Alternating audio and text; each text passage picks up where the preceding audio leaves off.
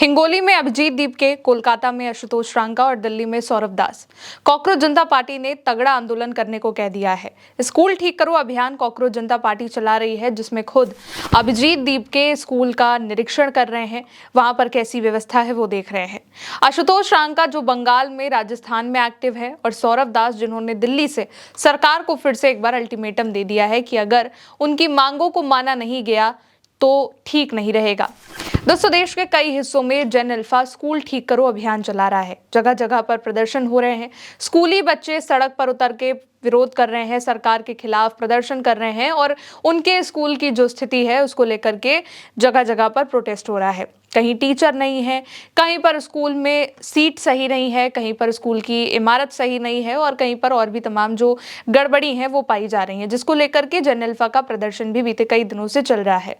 और अभिजीत दीप के जो है वो हिंगोली जिले के दौरे पर है। 2 दिन पहले उन्होंने एक संतुक पिपरी गांव के जिला परिषद स्कूल का जायजा लिया था और स्कूल के प्रिंसिपल पर नशे में दारू पी करके स्कूल आने का आरोप भी लगाया था। इसके बाद अनशन पर वहां के जो गांव वाले बैठे थे उनसे मुलाकात भी करी थी। दीपके ने यह भी बताया था कि प्रशासन ने जो गांव वाले हैं उनकी मांगों को मान लिया है और प्रिंसिपल को निलंबित कर दिया है और स्कूल में तुरंत इसके बाद जो बाकी के 4 नए शिक्षक हैं उनको नियुक्त करने की सहमति भी बन गई है। साथ ही बच्चों के लिए बेंच आ गई है और कंप्यूटर भी आ गए हैं।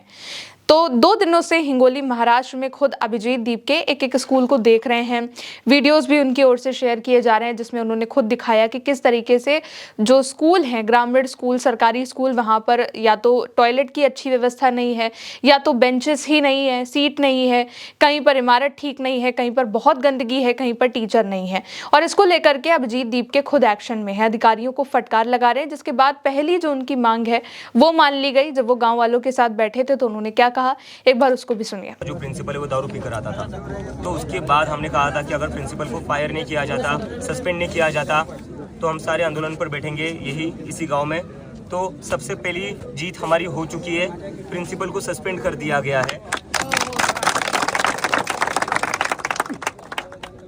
प्रिंसिपल को सस्पेंड कर दिया गया है, ये हमारी सबसे पहली जीत है। और ये जीत मैं डेडिकेट करता हूँ अब्दुल के पिता को। जिस अब्दुल ने कल मुझे कहा था कि भैया मेरे पिता चले गए, कोई बात नहीं, लेकिन हम स्कूल ठीक करने के लिए लड़ते रहेंगे। तो अब्दुल में इसके अलावा पीएम केयर फंड की जो रिपोर्ट ताजा आई है उस पर भी अभिजीत दीपके ने कहा है कि सरकार को इन पैसों का इस्तेमाल स्कूल ठीक करने के लिए करना चाहिए। जितने भी स्कूल हैं जिनकी व्यवस्था नहीं सही है उसको ठीक करने के लिए पीएम केयर फंड का इस्तेमाल किया जाना चाहिए। कल एक रिपोर्ट आई थी कि पीएम केयर्स फंड में ऑलमोस्ट 8,500 करोड़ रुपए है जो कहीं पर भी यूज नहीं हो रहे हैं। It's not being used at all. एक तरफ 8,500 करोड़ रुपए वैसे ही पड़े हुए हैं और दूसरी तरफ हम देख रहे हैं कि इस देश के बच्चे स्कूल के लिए अच्छी रोड हो उसके लिए रो रहे हैं, स्कूल में बेंचेस हो उसके लिए रो रहे हैं, स्कूल में पीने का पानी हो उसके लिए रो रहे हैं। तो ये पैसा हम उन बच्चों की स्कूल्स के लिए क्यों नहीं यूज़ कर रहे हैं? So request the PM to please use the PM cares fund for the people, for the education, for the schools of the poor kids, and the PM should show that he actually cares. दूसरी तरफ दोस्तों, cockroach जनता party के spoke person Ashutosh Ranka ने बंगाल में मोर्चा खोल दिया है और अब तैयारी राजस्थान की है। बीते दिनों कॉकरोच जनता पार्टी के एक सदस्य के पिता की जान चली गई। आशुतोष रांका ने दावा भी किया कि पार्टी कार्यकर्ता शेख अब्दुल हफीज के पिता की मौत बीजेपी कार्यकर्ताओं के पिटाई के बाद हुई है। जिसके बाद कॉकरोच जनता पार्टी की टीम आशुतोष रांका पश्चिम बंगाल पहुंचे और बांकुड़ा में उनके जो सदस्य थे उसके परिवार से मुलाकात करी। हफीज के जो पिता हैं मफीक, उन पर 13 अगस्त को हमला हुआ था। 2 दिन बाद उनकी जान चली गई। मामले में पुलिस ने 8 लोगों को गिरफ्तार भी किया है, जिनमें 3 नामजद हैं और 5 संदिग्ध हैं। परिवार का भी यही आरोप है कि मफीक कॉकरोच जनता पार्टी के स्कूल ठीक करो अभियान में शामिल थे और उन्होंने स्कूल की बदहाली का एक वीडियो बनाया था और उसी शाम हथियारबंद लोगों ने उनके घर में घुस करके उनकी पिटाई करी, जिसमें उनकी जान चली गई। यही नहीं, कॉकरोच जनता पार्टी का कोलकाता के भारत सभा हॉल में एक इवेंट भी होने वाला था, लेकिन उनका आरोप यह है कि बीजेपी ने उसको कैंसिल करवा दिया है।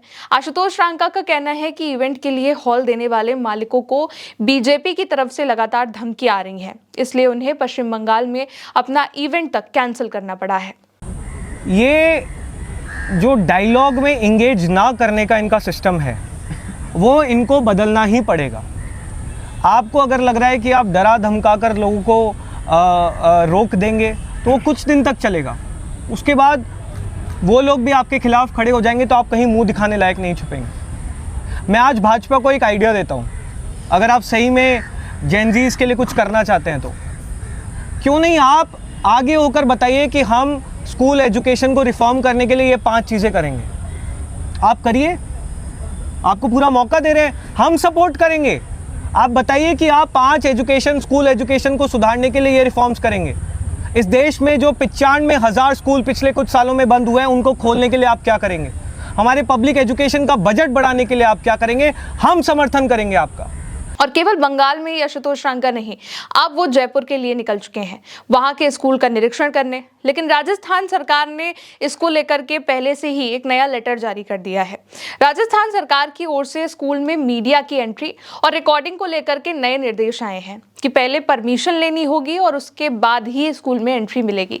कॉकरोच जनता पार्टी के स्पोकपर्सन आशुतोष रांका ने इसके बाद राजस्थान के शिक्षा मंत्री मदन दिलावर पर निशाना साधते हुए ये भी कहा कि सरकार पहले राजस्थान के जितने भी जर्जर स्कूल हैं उसको ठीक करे या फिर मेरे खिलाफ एडवांस में FIR दर्ज करवा दे। और एक्स पर लिखा भी कि मदन दिलावर जी, आपके लिए एक ऑफर है, आपके कार्यकाल के दौरान बने 10 सबसे शानदार स्कूल बताइए, मैं और मेरी टीम वहां का भी दौरा करेंगी और आपके पास दिखाने के लिए ऐसे 10 स्कूल तो होंगे ही।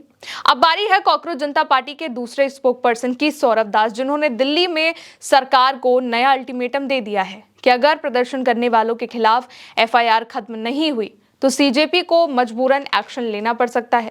सुनिए पहले सौरभ दास ने क्या कहा, फिर उसकी बात बताते हैं। वहाँ पे आज सुप्रीम कोर्ट के जजेस ने क्लियर कर दिया एंड सरकार से क्लियर करके बोला कि आप हमें FIRs, जो सारे देश भर में FIRs हुए छात्रों के खिलाफ, युवाओं के खिलाफ, उसका एक लिस्ट दे दीजिए। वो लिस्ट मिलते ही हम अपना आर्टिकल 142 पावर यूज करके वो सारे FIRs को एक झटके में खत्म कर देंगे, क्वॉश कर देंगे।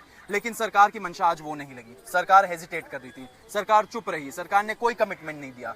उन्होंने बोला कि 2800 हार्डन क्रिमिनल्स है, उनके लिए तो हमें इन्वेस्टिगेट करना पड़ेगा। तो सुप्रीम कोर्ट ने ये भी ऑप्शन दिया कि वो 2800 जो हार्डन क्रिमिनल है, हीनस क्राइम्स कर रहे हैं, उनका एक अलग से आप FIR का हमें लिस्ट दे दीजिए। लेकिन जो युवा और छात्र है उनके खिलाफ जो FIR है उसका एक लिस्ट दीजिए, वो हम एक झटके में खत्म कर देंगे। लेकिन सरकार ने कोई कमिट नहीं किया। तो कॉकरोच जनता पार्टी ने केंद्र सरकार पर वादा खिलाफी का आरोप लगाया है। सौरभ दास ने बयान में कहा है कि सुप्रीम कोर्ट ने सुनवाई के दौरान केंद्र सरकार से देश भर में बच्चों और प्रदर्शनकारियों के खिलाफ दर्ज FIR की सूची मांगी ताकि जरूरत पड़ने पर अनुच्छेद 142 के तहत एक साथ कार्रवाई की जा सके।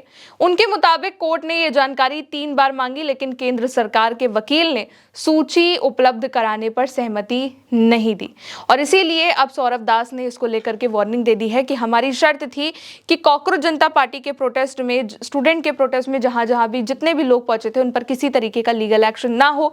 सरकार ने वादा किया कि उनकी मांग मानी जाएगी, लेकिन फिर भी सरकार ये लिस्ट जो सुप्रीम कोर्ट मांग रहा है वो सुप्रीम कोर्ट को सौंप नहीं रहा है। तो कुल मिलाकर के दोस्तों, कॉकरोच जनता पार्टी एक्शन मोड में आ चुकी है।